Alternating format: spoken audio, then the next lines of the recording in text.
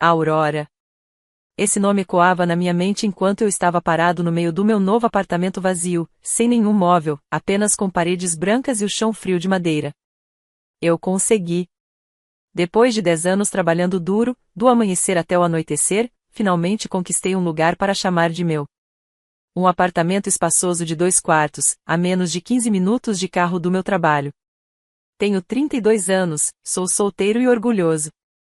Orgulhoso porque comprei este lugar com o meu próprio dinheiro, suado, conquistado centavo por centavo. Tudo começou no dia em que entrei no meu primeiro escritório de contabilidade. O salário mal dava para pagar as contas, mas fui paciente. Economizei tudo o que podia. Enquanto meus amigos viajavam para todos os cantos do mundo, das praias das Bahamas aos picos nevados do Colorado, e postavam fotos nas redes sociais, eu ficava em casa, comendo miojo, com um laptop no colo e uma pilha de boletos ao lado. Ninguém entendia por que eu levava uma vida tão regrada. Aurora, você precisa mesmo economizar tanto assim? Perguntava Lauren, minha melhor amiga, quando recusei o convite dela para um show que ela havia planejado há meses. Um dia eu vou ter um cantinho só meu, respondi. Lauren suspirou enquanto eu empacotava meus pertences no meu antigo quarto alugado e já bem gasto caixas de papelão cheias de livros e lembranças que acumulei ao longo dos anos. O empurrão final veio da minha avó.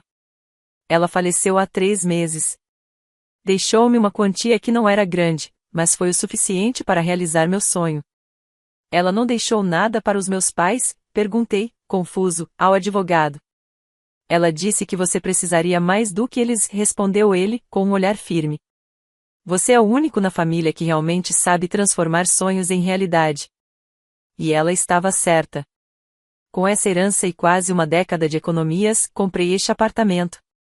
Um imóvel de $250 mil, espaçoso, com uma varanda que dá para um pequeno parque.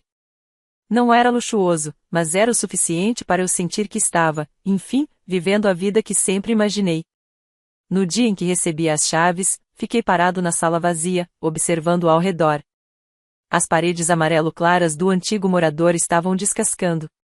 O chão estava coberto de poeira e marcas de pegadas, mas eu não enxergava nada de feio ali. Só via potencial.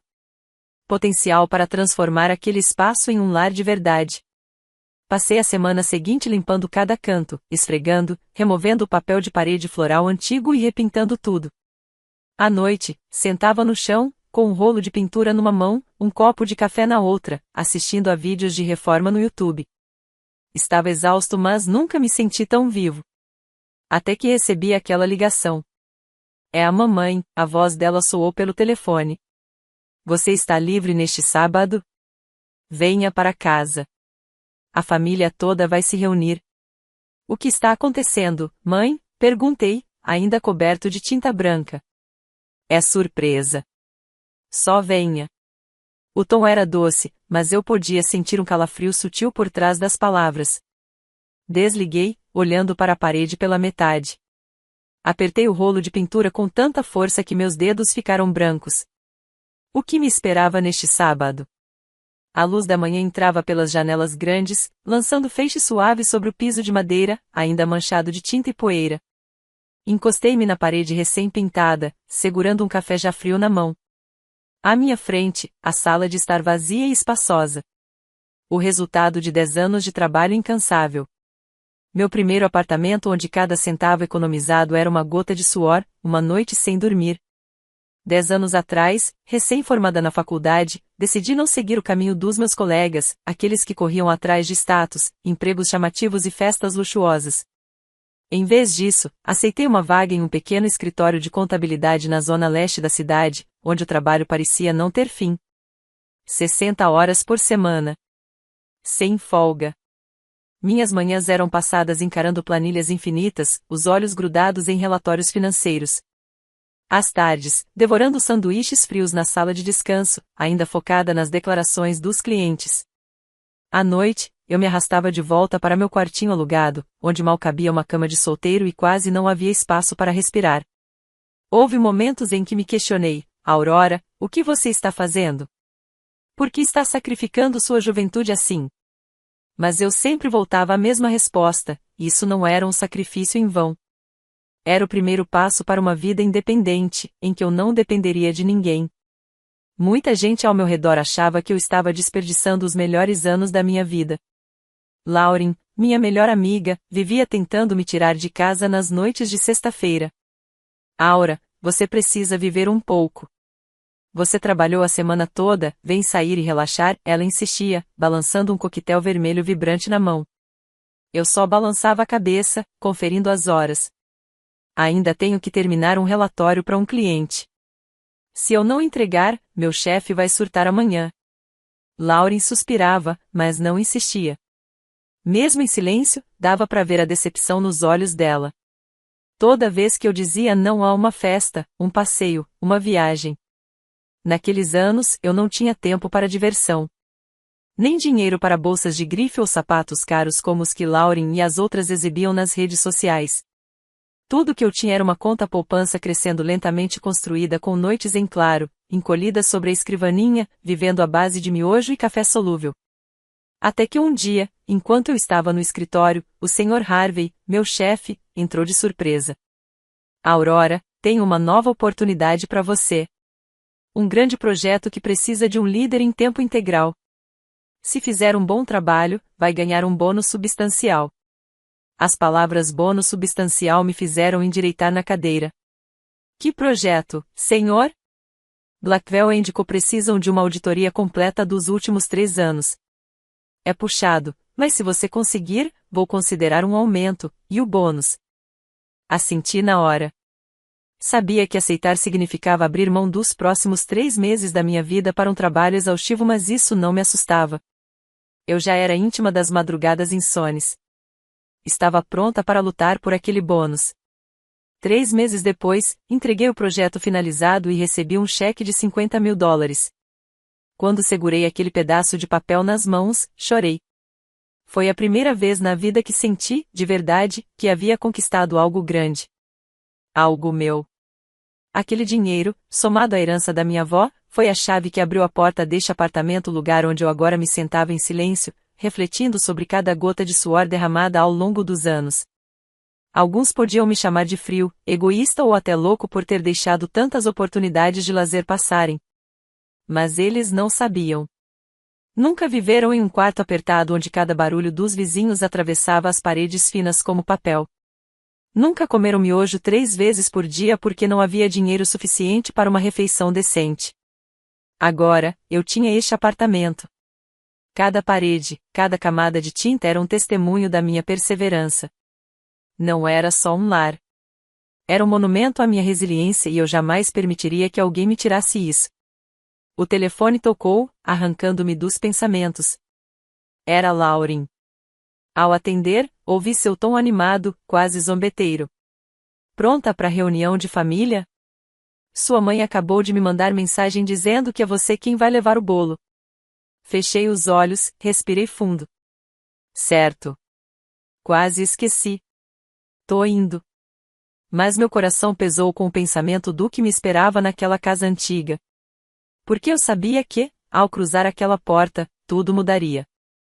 Estacionei em frente à velha casa, o lugar que um dia foi meu lar, mas que agora era só um bloco pesado de memórias. A tinta branca da fachada estava desbotada, a cerca de madeira desgastada e o velho balanço ainda pendia da árvore, o mesmo onde eu costumava passar horas lendo. Saí do carro, segurando a caixa de bolo com firmeza, tentando recuperar o fôlego. A porta se abriu antes mesmo que eu batesse.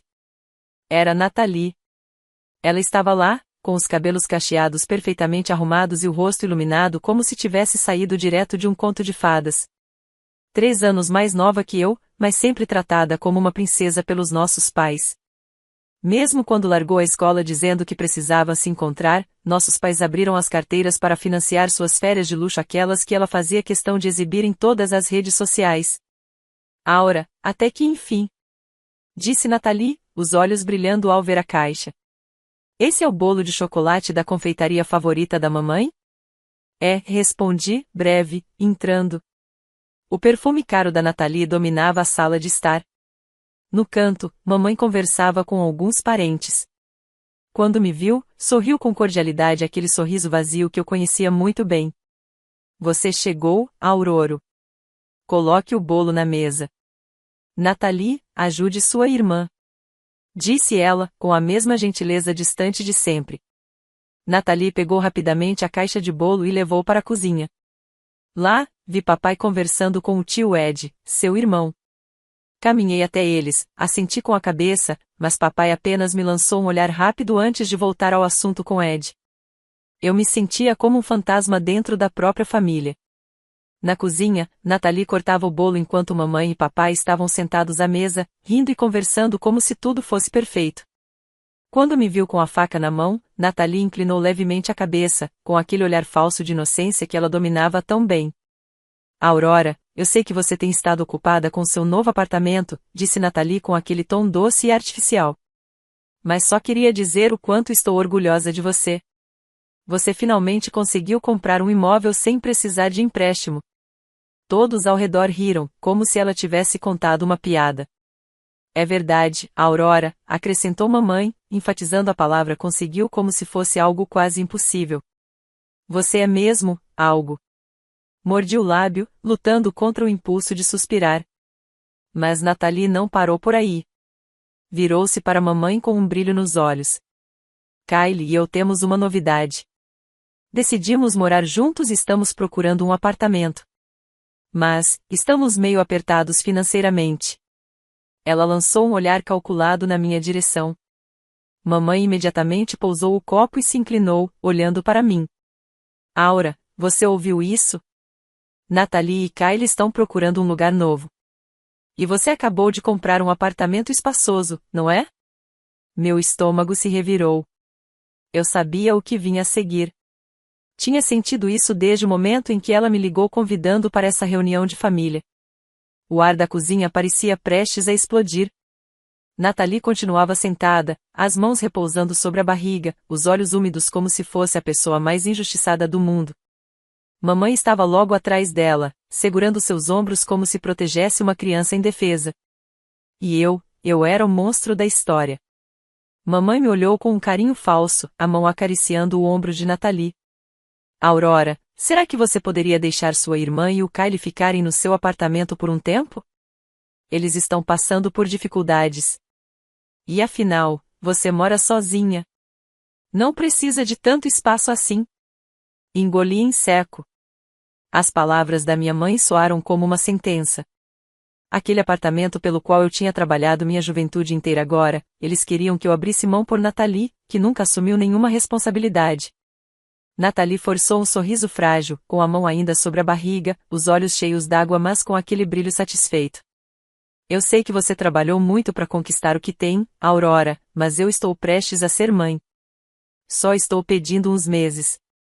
Respirei fundo, tentando manter a calma. Mãe, aquele apartamento é meu. Trabalhei 10 anos, sem parar, para conseguir aquilo. Eu não vou abrir mão disso só porque a Nathalie se recusa a caminhar com as próprias pernas. Nathalie começou a chorar. Escondeu o rosto nas mãos, soluçando como se tivesse levado uma facada no coração. Mamãe correu até ela, abraçando-a como se ela fosse a vítima de uma tragédia. Eu te disse, Nathalie, disse mamãe com a voz embargada. Sua irmã só pensa nela. Não espere nada dela. Se eu sou tão egoísta quanto todos dizem, falei com frieza, então o que isso faz da Nathalie? Ela nunca tentou se sustentar. Toda vez que algo dá errado, ela chora e exige. E agora esperam que eu sacrifique tudo pelo que trabalhei só porque ela não quer tentar? Você está sendo cruel, Aurora. Gritou papai, batendo com força na mesa. A Nathalie vai ter um bebê. Ela precisa de ajuda. Como você pode ser tão insensível? Insensível? Soltei uma risada amarga que ecoou pela sala. Vocês têm ideia do que eu sacrifiquei para comprar aquele apartamento? Quantas noites sem dormir? Quantos anos sem descanso? E mesmo assim, vocês só conseguem me chamar de egoísta. E a Nathalie? O que ela já fez além de pedir? Nathalie se levantou de repente. Os olhos vermelhos, os lábios trêmulos. Só estou pedindo alguns meses, Aurora. Estou prestes a ser mãe. Por que você não consegue pensar em mim só desta vez? Alguns meses? Estreitei os olhos. Alguns meses? Ou alguns anos, ou para sempre? Encarei Nathalie. Me diz, Nathalie. Você já fez alguma coisa na vida que te tornasse merecedora de ajuda? Você ao menos sabe o que significa ser independente? Mamãe soltou os ombros da Nathalie, os olhos faiscando de raiva. Veio até mim com passos firmes, o rosto contraído e as mãos segurando o bolo que eu havia levado.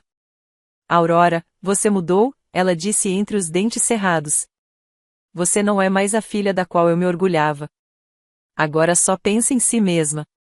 Você é egoísta. Você é cruel.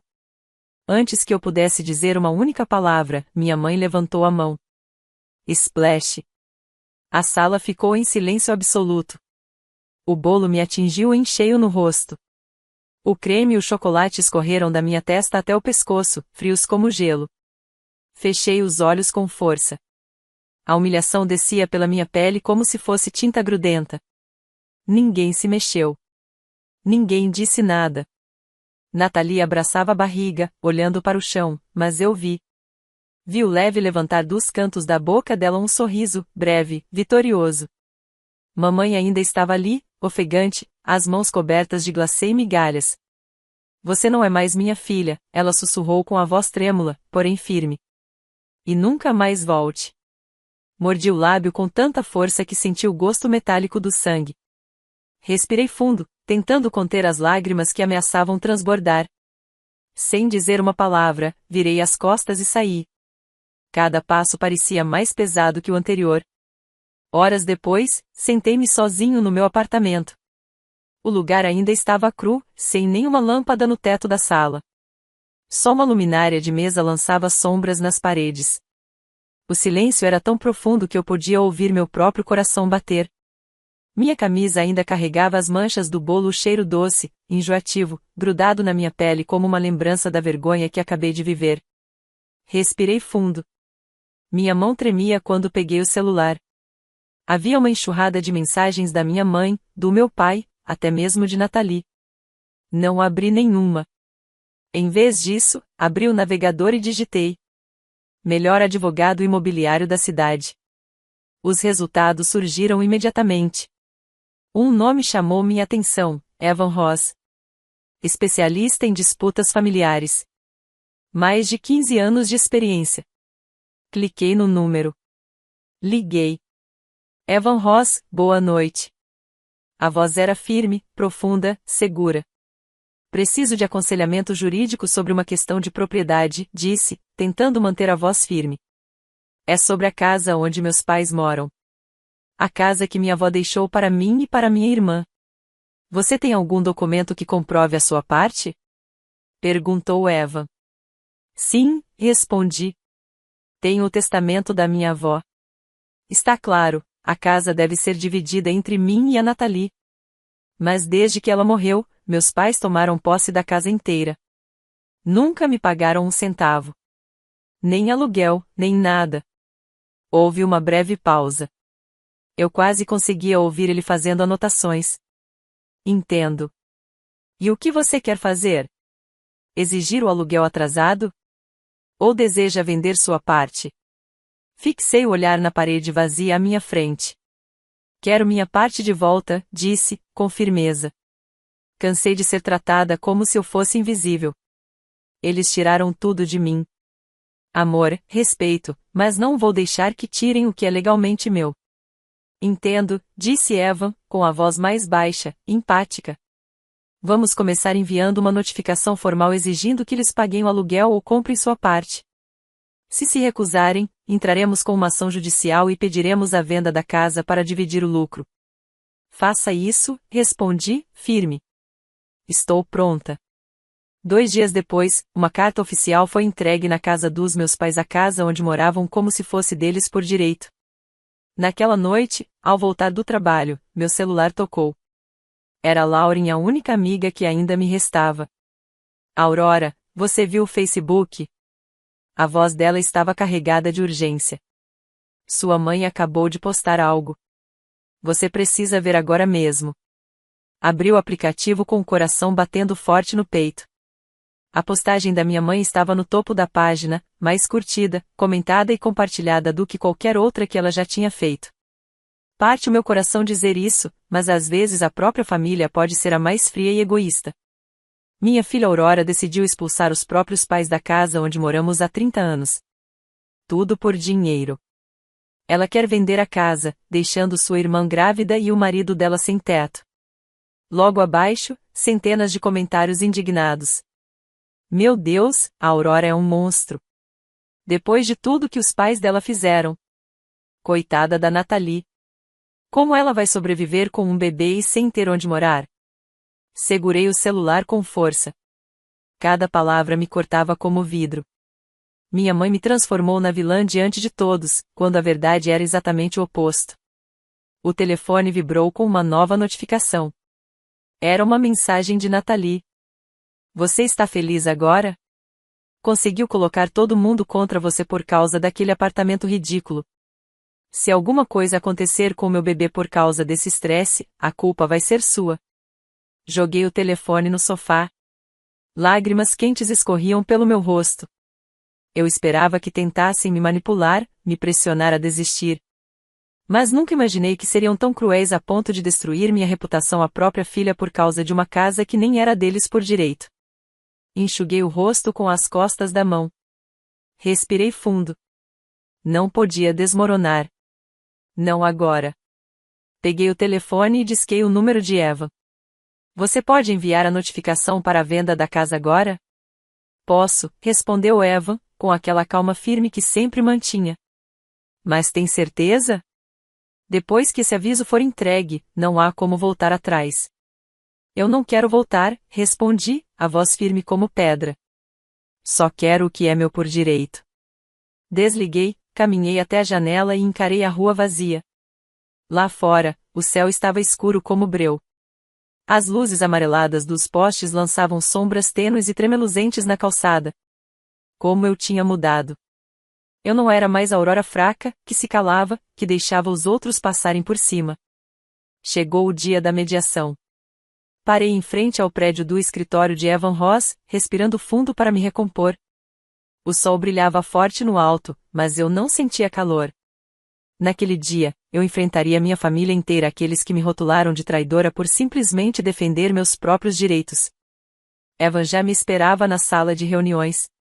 Estava sentado com uma perna cruzada sobre a outra, segurando uma pilha de documentos. Eu entrei em silêncio. A batalha estava apenas começando. Quando me viu entrar, Eva me lançou um leve sorriso. Pronta, Aurora? Não tenho escolha, respondi, tentando manter a voz firme. Eva assentiu, o olhar frio e penetrante. Lembre-se, essa é a última chance de sua família negociar. Se eles não aceitarem, levaremos o caso ao tribunal. Tem certeza de que não vai mudar de ideia? Tenho certeza, respondi, com firmeza. A porta da sala de conferência se abriu. Meu pai, minha mãe e Nathalie entraram, seguidos por Kyle, o homem que eu sempre enxerguei como um parasita oportunista. Nathalie vestia um vestido azul claro de gestante, com as mãos pousadas sobre a barriga, como se embalasse um tesouro frágil. Os olhos vermelhos inchados e os lábios trêmulos denunciavam que havia chorado a noite inteira. Minha mãe passou por mim sem sequer me olhar. Sentou-se, colocou a bolsa sobre a mesa e cruzou os braços. Meu pai sentou-se ao lado dela, os punhos cerrados, os olhos me fuzilando como se eu tivesse cometido um crime imperdoável.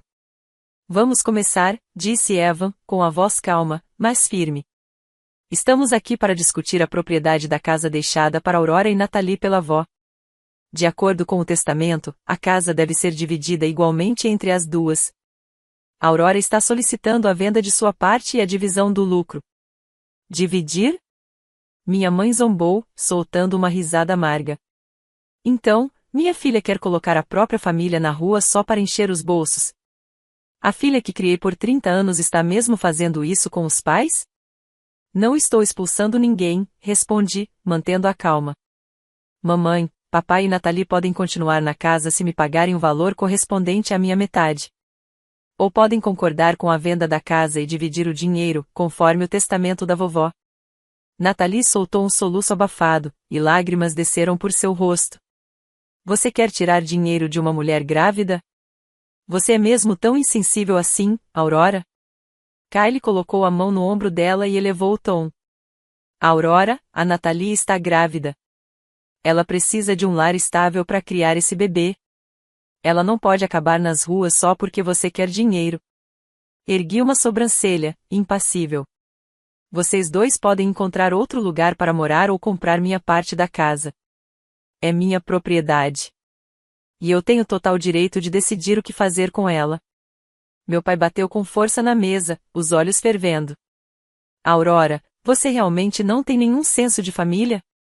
Nós te criamos, te alimentamos, te demos educação, e agora você quer tirar dinheiro dos seus próprios pais?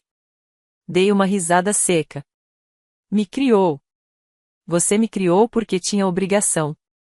Enquanto isso, a Natalie teve tudo: carros, férias, caprichos. E eu? Eu trabalhei meio período desde os 16 anos só para comprar meus próprios livros. Você se lembra disso?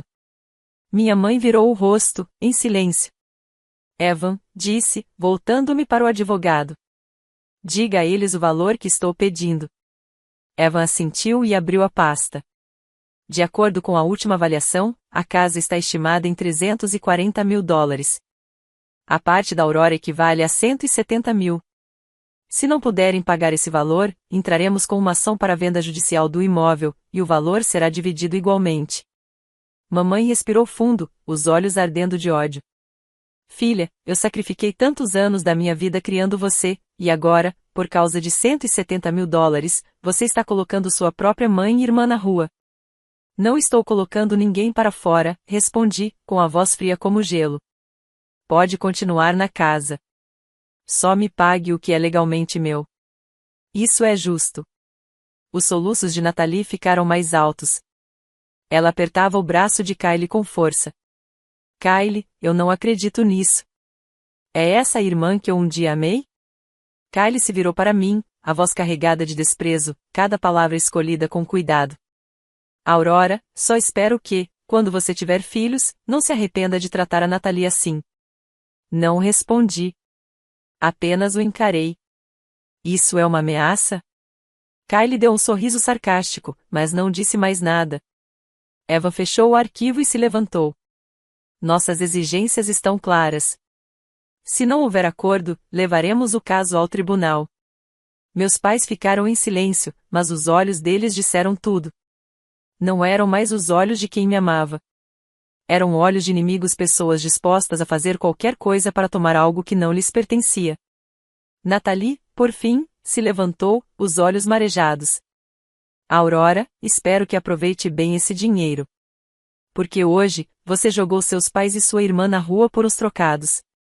Não respondi. Apenas a encarei, firme. Eu não joguei ninguém na rua. Vocês se colocaram nessa posição quando passaram a me tratar como uma carteira ambulante. Desta vez, não vou recuar. Quando saíram da sala, vi Natalie ainda chorando, agarrada a Kylie como se fosse a maior vítima do mundo. A porta se fechou, e o silêncio tomou conta do ambiente. Eva me olhou, com expressão reflexiva. Você está bem? Não sei, respondi, com a voz embargada. Mas eu sei que fiz a coisa certa. E, pela primeira vez na vida, senti que estava realmente me defendendo mesmo que o preço disso fosse perder toda a minha família. 2 meses depois da mediação, eu estava no meio da minha sala segurando um rolo de pintura, em silêncio, observando a tinta branca fresca cobrindo as paredes. O ambiente parecia mais claro, mais amplo, livre das paredes amarelas, velhas e sujas, que eu sempre detestei. Na cozinha, troquei todos os armários antigos por novos, de carvalho brilhante. Uma pequena mesa de jantar cinza escuro ficava perto da janela, onde eu me sentava toda manhã com uma xícara de café, observando a luz do sol filtrando pelas folhas verdes lá fora. Aquele era o meu espaço. Ninguém mais tinha o direito de tirá-lo de mim. Quando recebi os $175 mil da venda da minha parte da casa, não senti a felicidade que achei que sentiria. O dinheiro estava lá, na minha conta. Mas o coração estava vazio. Frio. Natalie e Kylie compraram uma casinha no subúrbio. Meus pais se mudaram para lá também. Ouvi dizer que a casa é bem menor que a antiga, sem quintal, sem sala grande para festas em família. Mas essa foi uma escolha deles. uma escolha que me forçaram a fazer. Desde então, nunca mais falei com eles. As mensagens agressivas e as ligações acusatórias pararam depois que bloqueei todos os números. Apaguei meu Facebook, deletei meu Instagram. Recomecei do zero, com uma lista de amigos pequena, apenas aqueles que realmente se importavam comigo, e não os que me viam como uma fonte de dinheiro. Numa noite qualquer, sentada no meu velho sofá, o único móvel que restou do meu antigo aluguel, meu celular vibrou. Era a Lauren. Aura, você tá bem? A voz dela transbordava preocupação e sinceridade. Estou bem, eu disse, olhando para o ventilador de teto, cujas pás giravam em um ritmo lento e constante. Tem certeza? Lauren perguntou. Fiquei sabendo que a Nathalie teve o bebê. Sua mãe postou fotos nas redes sociais, disse que o bebê não tem tia, porque a tia dela abandonou a família. Meu coração apertou. Fechei os olhos, tentando conter a dor. E imaginei que diriam algo assim. Lauren ficou em silêncio por alguns segundos antes de falar de novo. Aurora, você não fez nada de errado. Você fez tudo o que podia. Eles não merecem o seu sacrifício. Eu sei, respondi, mas minha voz falhou. Mas por que ainda dói tanto, Lauren? Como eles puderam me tratar assim? Porque eles nunca te enxergaram como família de verdade, ela disse, com a voz carregada de compaixão. Família de verdade não é só sangue. É quem te ama e te respeita. E, Aurora, eles nunca te respeitaram. Depois que desliguei, fiquei sentada no escuro, deixando as lágrimas rolarem livremente. Eu havia perdido a família de sangue, mas ainda tinha a mim mesma. Algumas semanas depois, decidi reformar completamente o apartamento. Usei parte do dinheiro da venda da casa para comprar móveis novos, uma cama confortável, uma escrivaninha e um tapete cinza macio. Eu mesma pintei as paredes, instalei um novo lustre e transformei aquele lugar em um lar onde as memórias dolorosas já não tinham espaço. Todas as manhãs, eu acordava cedo, preparava uma xícara de café quente e me sentava perto da janela para ler algo que nunca tive tempo para fazer antes. Me inscrevi em aulas de yoga nos fins de semana e comecei a frequentar workshops sobre investimentos imobiliários, uma área que comecei a considerar como uma nova carreira. Também comecei a escrever em um diário. Anotava cada emoção, cada pensamento. Algumas páginas estavam borradas de lágrimas. Outras, cheias de rabiscos confusos. Mas com cada nova página, uma coisa ficava clara. Eu não precisava de ninguém para validar meu valor. Eu estava livre. Eu era independente. E podia reconstruir minha vida sem buscar a aprovação de quem nunca me viu de verdade. Numa tarde, enquanto arrumava flores em um vaso de vidro novo, a campainha tocou. Fui até a porta e, espiando pelo olho mágico, vi Lauren. Ela entrou com os olhos brilhando de agitação. Aura, você não vai acreditar no que acabei de saber. O quê? Perguntei, colocando o vaso sobre a mesa. Seus pais correm o risco de perder a casa. Lauren falou devagar, a expressão confusa. O Kyle não está conseguindo pagar a hipoteca. E com a Nathalie de licença, sem trabalhar, o banco começou o processo de execução. Eles podem ser despejados. Meu coração afundou. Não sabia ao certo o que sentir. Alívio por eles estarem enfrentando as consequências de suas escolhas, ou tristeza, porque, no fundo, ainda eram minha família. Lauren colocou a mão no meu ombro. Aurora, você não precisa fazer nada. Isso não é sua responsabilidade. Foi escolha deles. Assenti devagar, ainda olhando para o vaso de flores. Lauren se levantou e caminhou até a porta. Você se saiu muito bem, Aura. Você se defendeu. E isso é algo de que deve se orgulhar. Quando a porta se fechou, sentei-me no sofá, olhando para o vaso à minha frente. Um leve sorriso se espalhou pelos meus lábios. Eu havia perdido meus parentes de sangue, mas finalmente me encontrei. A história de Aurora é um lembrete poderoso de que a família nem sempre é definida por aqueles que realmente nos amam e respeitam. Às vezes, as pessoas mais próximas de nós são as primeiras a manipular e tirar vantagem de nós para seu próprio benefício. Aurora teve que lutar para recuperar o que era seu por direito, aceitando a perda de sua família de sangue em troca de liberdade e autorrespeito. A história dela nos lembra que nosso valor não é determinado pela aprovação de outras pessoas, mas pela nossa coragem de nos defender e viver autenticamente. O que você acha da decisão da Aurora? Ela fez a coisa certa ao defender seus direitos ou perdeu sua família para sempre? Compartilhe suas ideias e não se esqueça de seguir o canal para mais histórias familiares envolventes.